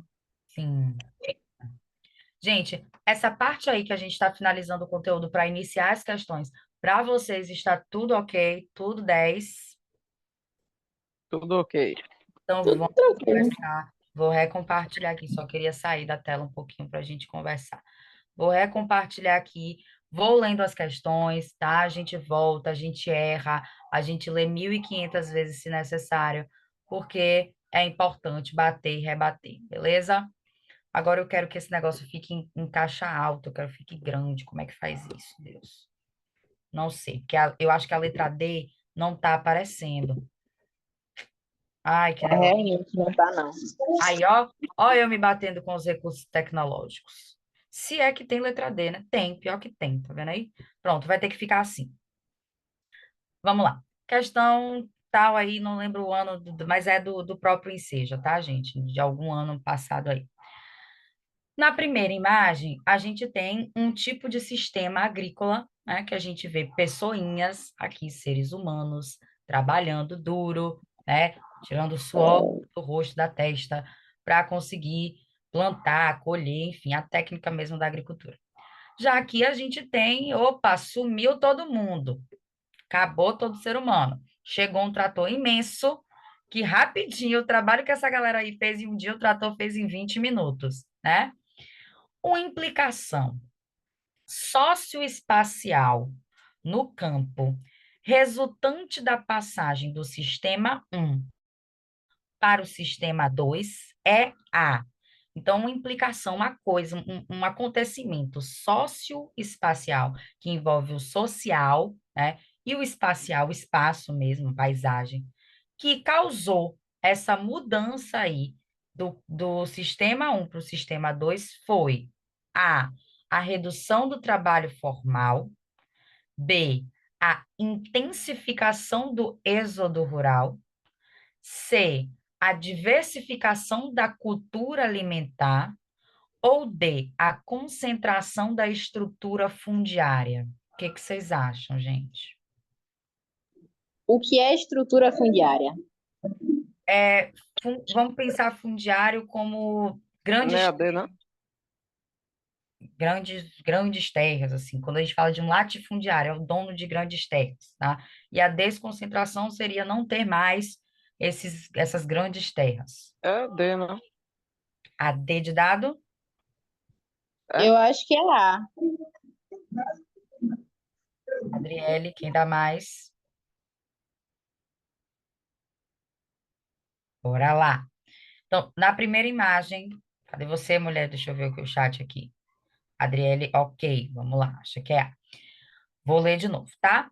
Uma implicação, alguma coisa que aconteceu na sociedade, socioespacial, na sociedade e ao mesmo tempo no espaço do campo, que fez com que saísse do que é na imagem 1 para ir para o que é a imagem 2, foi a redução do trabalho formal? Não. O trabalho formal ainda continua existindo, tá? Ainda continua acontecendo. Deixa eu passar aqui para a gente comentar sobre as outras questões. Seria a letra B, a intensificação do êxodo rural. Vamos lembrar que o êxodo rural é o movimento de saída do campo para as cidades. Então, muita gente saiu do campo para ir para as cidades. Para quê? Eles iam para trabalhar, para buscar sistemas hospitalares, de estudo, enfim. Com menos pessoas no campo, né? E ao mesmo tempo a modernização chegando, a industrialização trazendo máquinas, né? Essas máquinas chegaram no campo também e modernizaram as coisas, tiraram aí, né, substituíram o trabalho de seres humanos. Por isso que seria a intensificação do êxodo rural. A letra D, que vocês responderam, né, a desconcentração da estrutura fundiária, seria não existir mais grandes terras, mas a gente tem ainda isso, de ter grandes terras para plantar, né, inclusive que envia para muitos lugares. Quando teve a enchente lá do Rio Grande do Sul, eu estava assistindo o programa do Globo Rural, que mostrou exatamente os danos que as enchentes causaram, só que na área rural. E grandes agricultores aí com fazendas e plantações de arroz, né, que enviavam para o estado todo, perderam tudo. Então, o estado do Rio Grande do Sul provavelmente passou alguns períodos aí sem ter muitos alimentos, sem ter arroz, sem ter feijão, porque eles perderam tudo da plantação deles, tá? Então, a gente ainda tem muito isso hoje, de ter grandes espaços de plantação, estrutura fundiária. Ok, meu povo? Ok. Vamos lá. A Promotoria de Habitação e Urbanismo tem acompanhado os diversos movimentos de luta por moradia que atuam em São Paulo. Esses movimentos assumem um papel relevante na busca de implementação de políticas habitacionais. Essas políticas, gente, habitacionais, políticas públicas, falei ontem, né? São ações do governo. Políticas públicas para habitações, o Minha Casa Minha Vida, é uma política habitacional, tá? Então, esses movimentos de luta por moradia, eles assumem um papel relevante na implementação de políticas habitacionais. Eles dão voz a famílias vulneráveis que, caso contrário, não teriam condições de serem ouvidas, organizarem-se e buscarem alternativas ao enfrentamento de questões que não devem ficar restritas à esfera individual. Esse texto está trazendo aí para a gente a ideia justamente de que tem pessoas que não são vistas, que não são ouvidas, que não são escutadas, que estão lá, elas existem, elas vivem ali em péssimas condições, mas ninguém está nem aí. Ninguém está dando atenção para essas pessoas que precisam de coisas básicas para sobreviver, que é moradia. E tem gente que não tem. Então, esse texto está mostrando aí pessoas que se movimentaram junto com a Promotoria de Habitação e Urbanismo para conseguir políticas públicas de moradia, programas do governo, tipo Minha Casa Minha Vida, tá? O texto revela a importância desses movimentos para um. Então, esses movimentos são importantes para quê? Para um trabalho digno, para um privilégio social, para um direito fundamental ou para um interesse empresarial? O que que vocês C, acham? Eu C. acho que é a letra C. Adriele, Adriele, mulher, vou passar a nossa estrelinha. Letra C, a Adriele também está no time de vocês, tá, gente? Muito bem.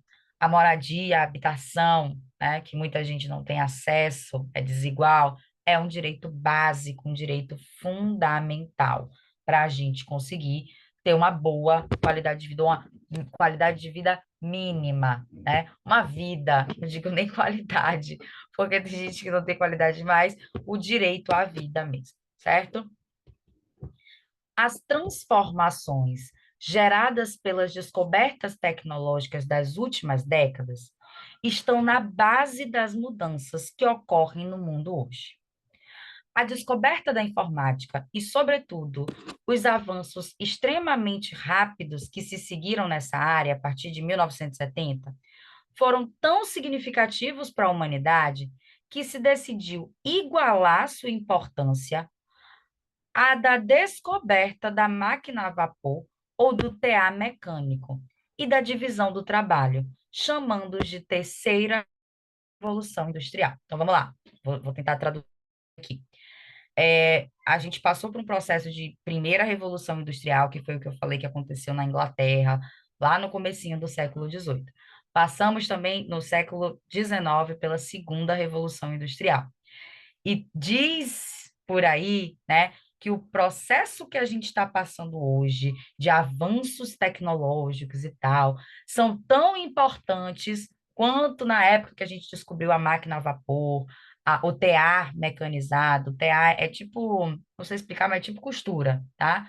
O tear é tipo, para aquele povo que faz rede, de deitar mesmo, lençol, colcha, edredom, aquilo é TA, só que tem uma máquina para isso, porque antes era feito artesanalmente. Então, disse por aí que os avanços tecnológicos hoje são tão importantes quanto o período da época que se descobriram as primeiras máquinas que a gente teve, chamando esse período que a gente vive hoje informalmente, porque não existe esse título, mas de terceira revolução industrial, certo? No mundo contemporâneo, oi. Mas não é. Hoje em dia É, a tecnologia é como está se fosse. avançando num nível absurdo Só que e assim, facilitando a vida humana talvez, em talvez vários daqui a aspectos. tipo uns 100 anos, uns 200 anos, quando a história, né, os historiadores forem explicar o que a gente vive hoje, aí eles considerem como revolução industrial. Como a gente ainda está vivendo esse processo, ainda tem muita coisa para chegar, mulher. Chegou, eu estava vendo um vídeo lá da China de um carro autônomo, né, que não precisa de uma pessoa dirigindo, não tem uma pessoa dirigindo. Você pede como se fosse um Uber, o carro chega, você entra, ele te deixa no seu lugar sem você ter contato com ninguém, porque não tem motorista, entende? Então a gente ainda está passando por esse processo, por isso que a gente ainda não fechou nada de terceira revolução industrial, tá? No mundo contemporâneo, no mundo atual, né?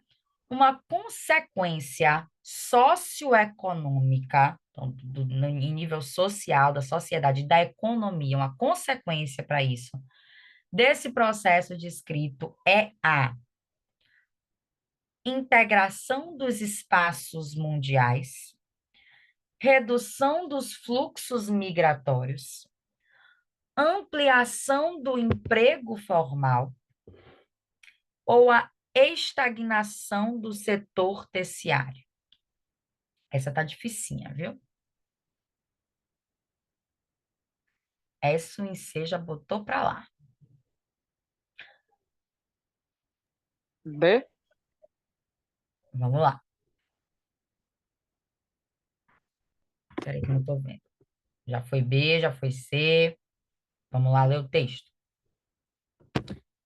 As, gente, o termo consequência não necessariamente vai D. descrever algo ruim, certo? Consequência é o que aconteceu, é o que rolou, o que teve por conta disso. Vou ler o texto novamente, já vou trazer esse conceito de consequência aí para a gente, beleza? As transformações geradas pelas descobertas tecnológicas das últimas décadas estão na base das mudanças que ocorrem no mundo hoje. Então, todas as mudanças que acontecem no mundo hoje são por conta das descobertas de tecnologia. A descoberta da informática e, sobretudo, os avanços rápidos que se seguiram dessa área a partir de 1970, eles foram tão significativos para a humanidade que se decidiu igualar sua importância à da descoberta da máquina a vapor ou do tear mecanizado e da divisão do trabalho, chamando-os de terceira revolução industrial. Então, na atualidade, no mundo contemporâneo, uma consequência desse processo aí, uma consequência socioeconômica, o que que aconteceu no mundo, né, na sociedade e na economia, por conta dos avanços tecnológicos, das descobertas tecnológicas, a integração é a união, tá? Dos espaços mundiais, então é como se o mundo todo tivesse unido, integrado. B, a redução dos fluxos migratórios. Fluxo migratório, gente, é sair de um lugar e ir para o outro, tá? De um país e para o outro, de uma cidade para outra. C, a ampliação do emprego formal ou D, estagnação do setor terciário. Eu vou responder aqui de uma por uma, tá? O porquê que não pode ser uma por uma. Vou começar pela letra D. Estagnação do setor terciário. Tem alguns setores, a gente não vai estudar isso agora, mas existem três setores aí da economia. E o último setor corresponde ao comércio, tá? Esse setor terciário, tem o setor primário, secundário e terciário. O setor terciário corresponde às indústrias, comércio. Então, estagnação do setor social, uma parada, parou de ter indústria? Não. Então, não dá para ser a letra D. Ampliação do emprego formal, que tem na letra C, né? Por conta dos avanços tecnológicos, o emprego formal aumentou? Também não, né? Na verdade, o emprego formal é quando a gente fala de CLT, né? Não o informal, do caso autônomo, tá? Porque hoje tem muita gente ganhando dinheiro com esses recursos tecnológicos sem necessariamente estar associado a uma empresa. Eu, como psicóloga, por exemplo, não trabalho para ninguém, eu trabalho para mim, né? E não tenho um consultório físico, trabalho online. Então, tem a ver aí com um emprego, digamos que informal, né? B, redução dos fluxos migratórios. Isso não teria nada a ver com transformação, com avanço tecnológico, certo? E não, a gente ainda tem muita gente migrando para tudo quanto é lado, seja de país, seja para cidade, estado diferente. Então, a correta seria a letra A. Por quê, Lilian? Integração. Integração é união, é juntar. E com as tecnologias, se vocês pararem para pensar, se vocês estão aqui e tem algum amigo que está no Japão, vocês conseguem agora mandar uma mensagem para ele.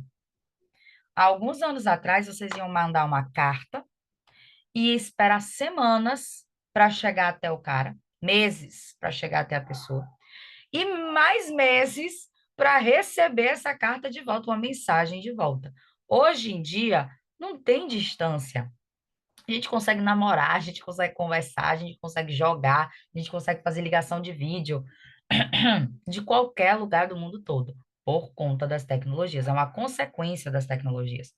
Não necessariamente consequência é algo ruim. Consequência é o que acontece. Então, por conta dos avanços tecnológicos, Os espaços mundiais, pessoas de vários lugares do mundo, estão cada vez mais próximas, mais unidas. Essa questão, eu confesso que ela tá bem chata, assim, tá? Mas vamos lá, Assim fé em como Deus. várias das outras provas. Oi?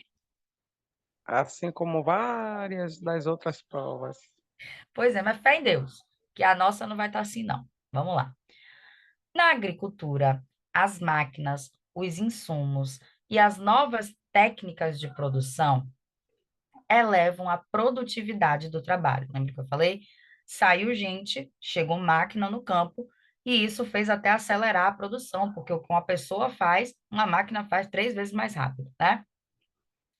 Então, permitindo que o número cada vez menor de pessoas produzam a mesma ou maior quantidade de mercadorias. A utilização desses recursos tecnológicos na atividade da agricultura, né, que foi descrita no texto, tem como uma de suas consequências a redução da ou do quantidade de empregos no campo, B, taxa de lucratividade dos produtos, C, mercado do consumidor interno, ou D, carga horária de trabalho. Vou reler, mas pegando o termo que está no enunciado, tá? A utilização desses recursos tecnológicos na agricultura tem como uma de suas consequências a redução da quantidade de empregos no campo, a redução da taxa de lucratividade dos produtos, a redução do mercado consumidor interno ou a redução da carga horária de trabalho. O que é que vocês acham?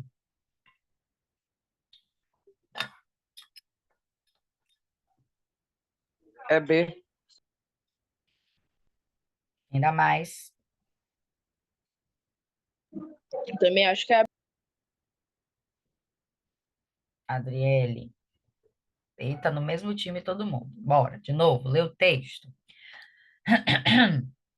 Na agricultura, as máquinas, os insumos e as novas técnicas de produção aumentam a produtividade do trabalho, permitindo que cada vez menos pessoas produzam a mesma quantidade de mercadorias. Então, a gente tem hoje menos pessoas trabalhando e mais máquinas.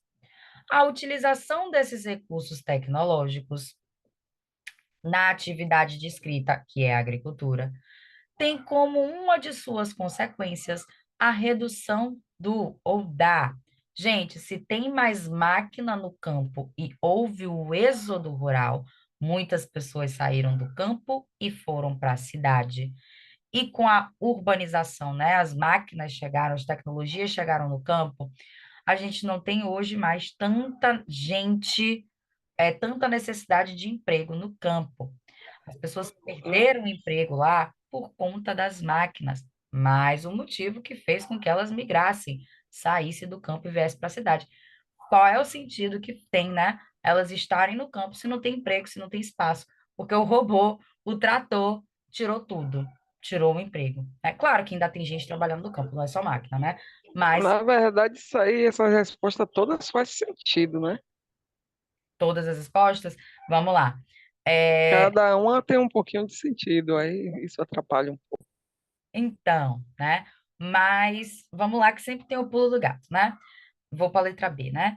A utilização desses recursos tecnológicos dentro da agricultura tem como consequência a redução da taxa de lucratividade dos produtos. Então, os produtos continuam rolando lá, plantação rolando, agricultor ganhando dinheiro pra caramba, fazendeiro, latifundiário ganhando dinheiro pra caramba, pobre só continuo eu, né? E a galera ainda tá lucrando. Então, na verdade, a tecnologia lá fez com que aumentasse a lucratividade. Porque, como eu falei, é melhor que tenha um trator fazendo o trabalho de 10 pessoas. Ah, é. Demite Porque tem essas essa, 10 pessoas aí. essa questão da redução. É, Isso.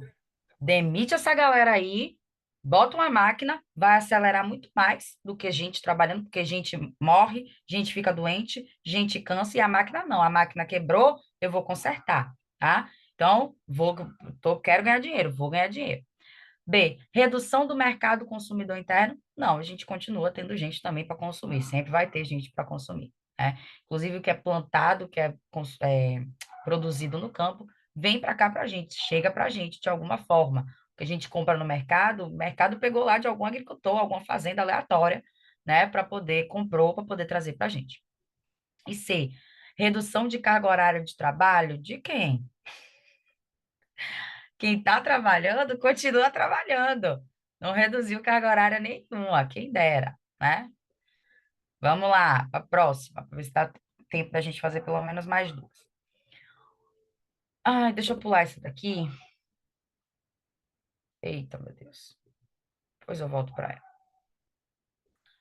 Uma das principais características do capitalismo brasileiro foi a passagem da sociedade agrária, que tem a ver com a agricultura, para a urbano-industrial, assentada fundamentalmente na condição de uma economia de baixos salários. Hoje em dia, né, tem muita gente trabalhando, mas o salário bem reduzido, pensando somente no lucro, né, do dono da empresa. Apesar do progresso material alcançado pela expansão econômica, a maior parte dos trabalhadores permaneceu presa a salários extremamente contidos. Então, apesar da produção ainda estar rolando em alta, os grandes empresários ainda estarem ganhando muito dinheiro, a gente, mero mortal, né, ainda está ganhando muito pouco. Como é que é isso? Essa matemática está errada. A mensalidade da escola só aumenta e o salário do professor está igual? Como é isso? De acordo com o argumento do texto, a economia desses baixos salários, essa cultura, esse costume de baixos salários, é uma questão de quê? De crise financeira, de processo histórico, de localização geográfica ou de desenvolvimento regional? Eu acho que é a B. Reparem que no texto, antes de vocês falarem, tá? Reparem que no texto a gente tem falando sobre, eita, meu Deus, uma característica do do período do capitalismo, né? Do processo do capitalismo. Uma das principais características do capitalismo brasileiro foi a passagem da sociedade agrária para a urbano-industrial. Então, assim, está falando da mudança dentro da sociedade. Desde sempre, a sociedade antes era mais agrária, era mais voltada ao trabalho da natureza, agricultura, pecuária, que é a criação do animal, e hoje em dia a sociedade está mais voltada para o urbano industrial. Só que sempre, gente, mesmo sendo agrária ou urbano industrial, os salários são extremamente baixos. Então, é como se isso fosse uma cultura de salários baixos. Mesmo que a indústria gere muito dinheiro, né? Inclusive, às vezes, mais do que a agricultura, mesmo que a indústria gere muito dinheiro, ainda assim a gente está preso nisso de baixos salários, essa economia é baixa. Esse problema está ligado a uma crise financeira? Será que é só uma crise financeira que causa isso? Será que é um processo histórico que já vem aí durante muito tempo e a gente está se acostumando? Será que tem a ver com localização geográfica, região? Ou será que tem a ver com desenvolvimento regional? B. Bia acha que é B, quem falou foi Valdirene, né? Eu Isso. Letra, acho que é B. letra B, tem a ver com um processo histórico, que para Ah, mudar processo histórico desgramado. tá? Porque está dentro do nosso costume, está dentro da nossa cultura. Infelizmente, é um processo histórico. Tá aí uma cultura que eu queria que fosse erradicada. Pois é, né? Vou voltar. Peraí. Ah, tá com a resposta aqui, mas não tem nada não. Só vou ler para a gente finalizar, certo? Uma parte integrante dos processos de globalização é o mundo aí se urbanizando de forma geral, é a progressiva segregação espacial. Uma causa específica de preocupação é a crescente ruptura de comunicação entre as elites extraterritoriais cada vez mais globais e o restante da população cada vez mais localizada. Então, era o que a gente até estava falando, né? A globalização, gente, é como se fosse o processo de urbanização de forma global no mundo todo, tá? E isso tem como consequência a segregação espacial, onde tem as elites, né, cada vez mais ricas, quem é rico cada vez está mais rico, quem é pobre cada vez fica mais pobre. Então, as elites e o restante da população estão cada vez mais separados. Uma consequência social dessa ruptura de comunicação. A comunicação é o abismo que eu falei, né? Entre a elite, o lado da elite e o lado da pobreza. Uma consequência dessa ruptura entre elite e pobreza seria o aumento das desigualdades, o fortalecimento da solidariedade. Isso aqui tá ridículo, essa aqui é a letra B, pelo amor de Deus. O fortalecimento da solidariedade, que é isso, gente? A construção das relações virtuais, a valorização da diversidade cultural. Essa questão tá difícil, meu povo.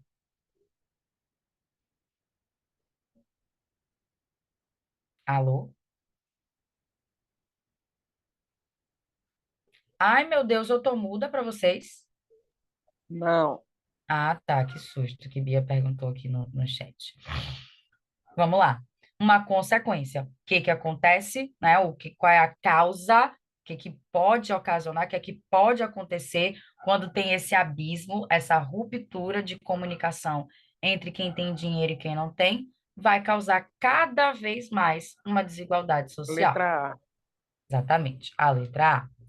Deixa eu interromper aqui. Ó, tem algumas questõezinhas, meu povo, que eu ainda tenho, tá? Tanto do assunto de ontem quanto do assunto de hoje, do próprio Enseja.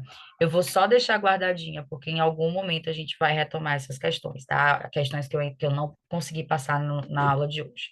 Beleza? Me contem aí como é que vocês saem daqui hoje, tudo certo? Tudo tranquilo, tudo na paz. Na paz, apesar da frustração, da Tranquilo. raiva dessas questões, que é tudo difícil, que não sei o quê, que toda Rapaz, a única coisa que eu vejo difícil aí realmente é a linguagem.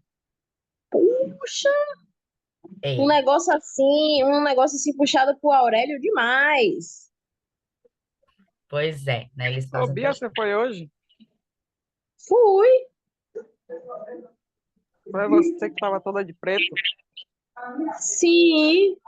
Ali sou eu Ah, voltar, ali tá. eu saindo diretamente do trabalho, Ah, entendeu? entendi. Você vai me ver com aquela skin ali. Se você me ver na prova, você vai me ver com aquela skin ali, porque ali eu saindo do trabalho, Como entendeu? foi Nos a 3 prova, dias de Bia? prova, eu tava vestida desse mesmo jeito. Como foi Ah, a prova, entendi. Bia? Oi? Como foi a prova? Rapaz, foi tenebrosa, foi sinistra. Eu não me garanto, entendeu? Eu acho que eu errei bastante. Tá vendo aí? Garanti, Foi velho. exatamente o que eu falei. As três, na verdade, Uhum. As complicadinhas. três não. A de matemática e a de português até tava tranquila. Só não a parte do inglês. Quando chegou na parte do inglês que eu achei tenebroso, né? Não estava esperando, Pegou. entendeu? Porém, a de hoje eu me senti sem chão, entendeu? A de hoje eu olhei a prova assim, de cabo a rabo, eu lia, relia, eu parava assim, eu falava, oh meu Deus, não caiu nada do que eu estudei. Ah, isso foi Mas, exatamente as outras também. fé no pai, meu povo. Fé no pai que a gente vai caminhar, vai dar tudo certo, Foi, viu? foi na base do meu Deus, me ajude aqui. Se for essa aqui, me ajude. Foi na Ó, ajuda do. obrigada pela participação de vocês, pela presença de vocês. Eu sei que quem está estudando, quem vai fazer prova é vocês, mas assim, eu faço isso aqui com todo o amor do mundo. Eu amo. Estou aqui sem voz já, quase morrendo sem voz, mas é Ó, muito bom estar aqui com vocês, tá bom? Obrigada pela companhia. Um beijo, até semana Obrigado a que você. será Boa que não noite. seja? A gente vai ter vem. aquelas provas, vai ser essas provas tudo num dia só, é? São 2 turnos, se eu não me engano. É dois, São é, 2 turnos. São dois dois turnos. turnos, Entendi. Bia, mas Eu É são tenho num que. dia só. É num dia só, então não são 2 turnos, né? É tudo um dia inteiro. é um dia só, é um dia Não, inteiro. é um dia só, a parte da manhã, depois a parte da tarde. Isso. Entendeu? Entendi. Energético com pré-treino. Não, porque Exatamente. eu tenho um TDAH lindo. Eu lendo aqui, eu parada com uma prova. só lendo ali. Toda vez que eu vou fazer a prova, eu paro assim. Você vai me ver bocejar umas 1000 vezes. Tinha horas que eu tinha hora que eu tinha vontade de dormir. Eu não tô brincando, não. Que se eu deitasse um pouquinho, se eu encostasse um pouquinho minha cabeça na cadeira, eu dormia. Você só me via bocejando e eu ali, acorda, meu Deus, eu tenho que entender. Aí eu lia, relia, falava, meu Jesus. Mas isso é o cansaço também, né? É. Eu sou cansada por vida, mas nessa questão aí, porque eu acabei de voltar da academia e eu não estava na academia nessas condições, entendeu? Mas na prova que eu estava sentada só com aquele monte de letra na minha frente, Ó, aquilo ali foi você mais cansativo do Mas que é anota meu isso treino mesmo. aí. de perna. Se eu Porque sair sentou, o de... corpo relaxou, né? O corpo relaxou o quê? Não, você sentou, o corpo relaxou. No que relaxou, deu sono. Quanto mais eu lia, mais sono eu tinha. Eu quero saber no dia do enseja. Vai ser isso aí, vai ser pré-treino com energético lá dentro. Mas eu acho que não vai ser, não. Porque essas provas aí são justamente para não precisar fazer nem seja. Mas se a gente perder em uma, a gente vai ter que fazer a do enseja, entendeu? Não. Aí vai remarcar com 30 dias para você repetir lá mesmo. Entendi. Com fé em Deus eu passo, né? Por um lado é até Amém. melhor, né? Ó, vamos deixar Gente, a professora tadinha, a meu pessoa Deus, descansar. foi mal. Beijo. É que se eu Boa desligar, acaba para noite. todo mundo. Eu até gostaria de deixar vocês batendo papo aí, mas se eu desligar, acaba para todo mundo. Ah, eu Vai, sei. vai, Tá bom. Boa professora. noite. Um Buenas beijo. noites. Até. Tchau, Tchau, tchau. tchau. Tchau.